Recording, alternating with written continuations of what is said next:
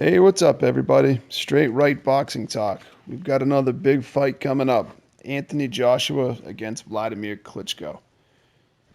AJ, 6'6", 82-inch reach, 18-0, 18 knockouts. Vladimir, 6'6", 81-inch reach, 64-4, 53 knockouts. I'm going to talk a little bit about the strengths and weaknesses and what I think AJ has to do to win this fight.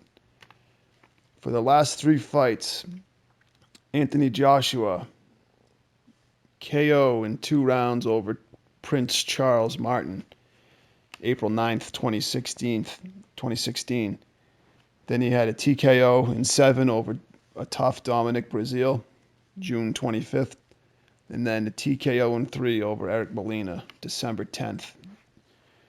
For Klitschko, he had a 5th-round knockout over Kubrat Pulev, November 15th, back in 2014. Then he had a unanimous decision over Brian Bye-Bye Jennings, April 25th, 2015. And then in his last fight, he lost the unanimous decision to the Gypsy King Tyson Fury, November 28th, 2015. As for their best wins, for AJ, I would say it's the Dillian White fight on December 12th, 2015. 7th round, according to BoxRec, technical knockout, but I could have sworn he knocked Dillian White the fuck out. And in that fight, we got to see more of AJ than we got to see in any other fight. It looked like he gassed pretty hard at one point. He got shook at one point, and he rode all that out, and he got the win. For Vladimir, there are too many big wins to count. Recently, you'd have to maybe say Povetkin in name. He had a unanimous decision win. I mean, he knocked Povetkin down with a jab in that fight, which is crazy. And then you'd have to probably say Pulev as well. Knocked him out in 5. Pulev is still a pretty high-ranking contender. So there you have it. On to the strengths. Wladimir Klitschko. Gold medal winner, 1996 Olympics at super heavyweight. Now, Klitschko fights with a pretty wide, balanced, side-on stance. And what that does is at 6'6", it helps provide a smaller target. Klitschko has a very efficient jab. And he also has a very good 1-2. He gets maximum power with the rotation of his hips on all those punches. And another thing with Klitschko is his lead hand is always kind of out, almost at a 45. It's kind of always probing, never really tight to his chin. And what that does is it makes his jab has to travel a shorter distance, and he's pretty quick with that jab. He also has it out there to be a rangefinder. And it's also out there by means to parry incoming shots with. He parries well with that lead left hand. But there's also a downside to that stance and the way he holds his hand, which we'll talk about in a little bit. Another strength is that he's extremely calm and patient, and he controls distance very well, and he has a good overall economy of movement. He doesn't waste any movement, and he's very confident in the ring. I'm curious to see if he maintains that confidence now, having come off a tough loss where he did not look, or he was made to look pretty poor, in my opinion, by a very active Tyson Fury, who carried out a great game plan. Klitschko also has great power. The guy's basically a legend. I think he's the longest reigning heavyweight champ, or he had the most defenses as a heavyweight champ. It's one or the other. He's got a real sneaky, quick lead left hook. He knocked Fast Eddie Chambers spark out with that, and he also knocked out Kubrat Pulev with the same fairly recently.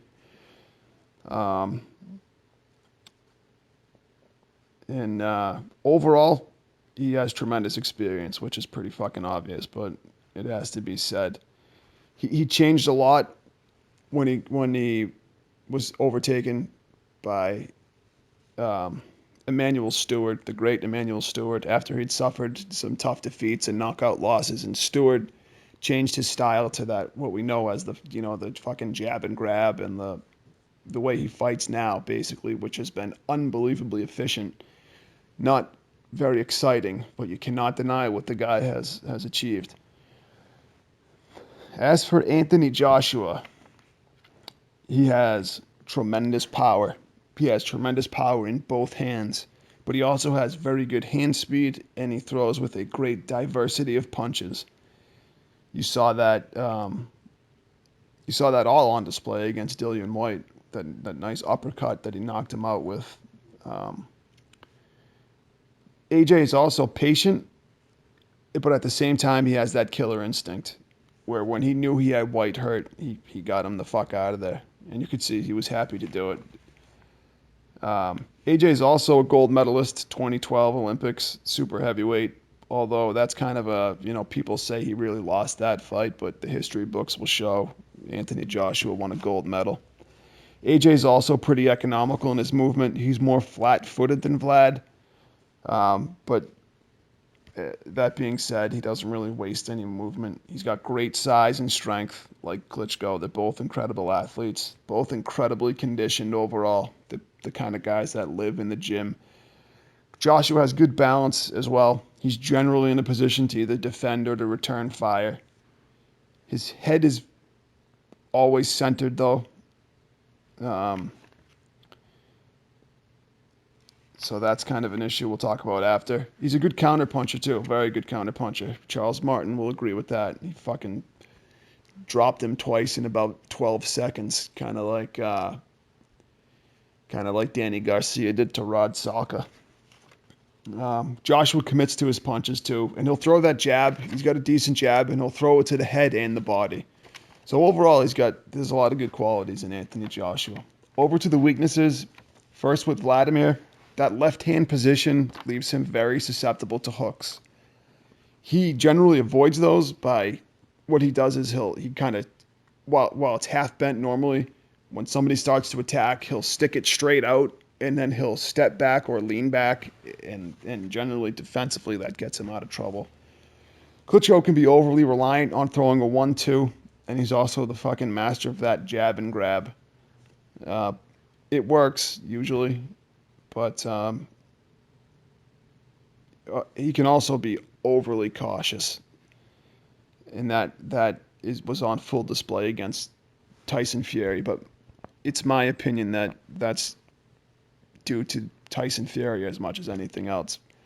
Fury fought a very intelligent fight, and he did the things that nobody else in the heavyweight division can do, especially nobody at fucking 6'9" can feint like that for 12 rounds and switch stances and just fucking be a total pest. It was a good show by Tyson Fury. He's, we'll talk about Fury another time, I'm sure. Klitschko also seems to prefer shorter fighters where he can really make full use of his size, reach, jab, lean on guys, stuff like that. He can be made gun shy, which I just explained with Tyson Fury. With feints and good footwork, and Klitschko, God knows how many punches he threw against Tyson, but it wasn't very many. Another thing is, it seems that age and mileage might be beginning to show for Wladimir. We're going to find that out soon, probably for sure. His chin has also been questioned in the past, but like I said, Emmanuel Stewart helped change his style, and that in doing so has left his chin more protected. Here's a big problem going into this fight, though. Klitschko hasn't fought in 18 months, and he's fighting a more active, younger, fresher fighter. So it's going to be interesting to see how that goes. And Wladimir also does not adapt very well. He fights in that one style, and that's the only style he fights in. He doesn't gamble, and he fucking never goes to the body. So it's going to be interesting to see if if AJ can get him on his heels and throw him off his game plan. Does Wladimir have a plan A and a plan B? Over to Joshua now. AJ hasn't been tested at world level. Not many guys have around his level, 18 fights in, but he holds the IBF title, so he has no choice now, and he shouldn't have a choice. He's got to be fighting at world level. even a subpar Wladimir Klitschko would be an upgrade over the guys that he's fought at this point. AJ's endurance has kind of been questioned in the past. He hasn't gone past 7 rounds. He generally goes between 1 and 3 rounds. And at points against Dillian Whyte, he was really blowing out his ass. You could see he was exhausted. But, that being said, he fought through it. He fought through that hook that caught him. He rode it out. You would like to have seen him clinch maybe, rather than just hold a high guard and take unnecessary shots. But he survived it, so it is what it is.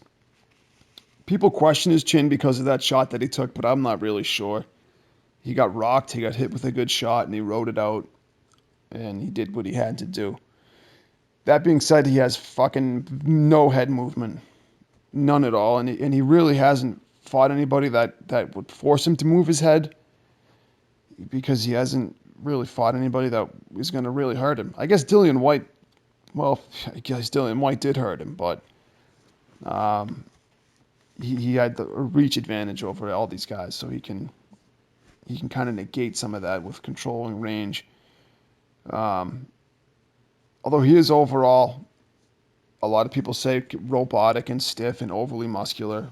Some things that can be leveled at Klitschko as well, but Wladimir stays on his toes more often than AJ, and he moves. He's a little more athletically in the ring, I guess. I don't know if that's the right word, but Joshua also,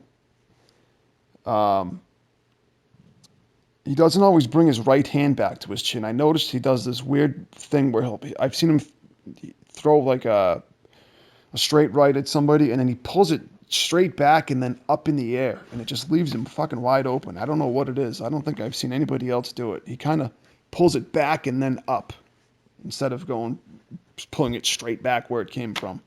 It's bizarre, and I don't know how he got into that habit. I'm sure you'll see it in this fight. I don't know what it is. If you do, let me know, please. You hear a lot of guys going into fights say, well, yeah, I've seen weaknesses in Joshua. I'm going to expose him, this and that. But for all their fucking talk, nobody's done it. Charles Martin said it. Dominic Breazeale said it. Eric Molina said it. And they all failed. So no one's been able to crack the code yet, but there's still plenty of time. With that being said, he does seem overly hittable sometimes. And he doesn't want to be overly hittable against a guy like Wladimir Klitschko. So it's going to be interesting. How Anthony Joshua wins, in my opinion, the first thing he's got to do is he's got to put Wladimir on his heels from the get-go. And see what he has in front of him, basically. Because for all he knows, Wladimir might not be the same fighter. Let's face it, he's probably not the same fighter he was a few years ago, but guys can hit the wall quick like that. And I think without being reckless, he should find out right away what he's got in front of him. Because with that being said, Anthony Joshua has to control the pace of this fight. He's got to make the older guy keep up with him. He's got to control the work rate and establish his jab right away. He has a slight reach advantage, and he's got very good quick hand speed. So he's got to win with speed first, jab, counter, and win with volume, because Wladimir sure doesn't fucking throw punches in bunches. He's very mechanical. It's 1-2, 1-2, jab, hook. There's no creativity to what Klitschko does. Another thing in AJ's favor massively here is timing, both in terms of their career arcs and location, as far as they're fighting in Wembley Stadium in AJ's backyard. He's going to have fucking, 80, 90,000 people, the majority of which coming to see him fight. So however much that helps him, who knows, but they're gonna mostly be on his side.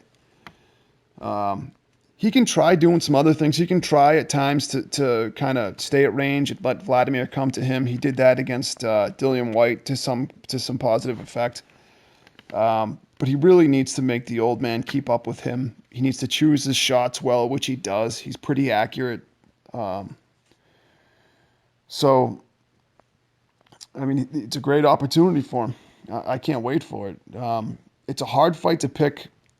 I think Anthony Joshua was legit. I think he is a good fighter. But with that being said, Wladimir Klitschko can come out there and box his usual fight and just outbox him. Just do what he always fucking does. I could see that happening. But if Joshua can establish that jab early and, just use just enough movement to keep Vlad hesitant, but more importantly, outwork him, outpunch him, and use his speed and his natural ability, accuracy, throw combos. He throws more creatively than Wladimir does. I can't even tell you the last time Klitschko threw a body punch. So if he can do all that, I think AJ could knock Wladimir out sometime late, maybe the 9th round or so. I can't wait for this fight. It's going to be a great fucking scrap. Let me know what you guys think. Let me know how you see it playing out. Thanks again for listening, guys. Straight Right Boxing Talk. Hope you're all doing well.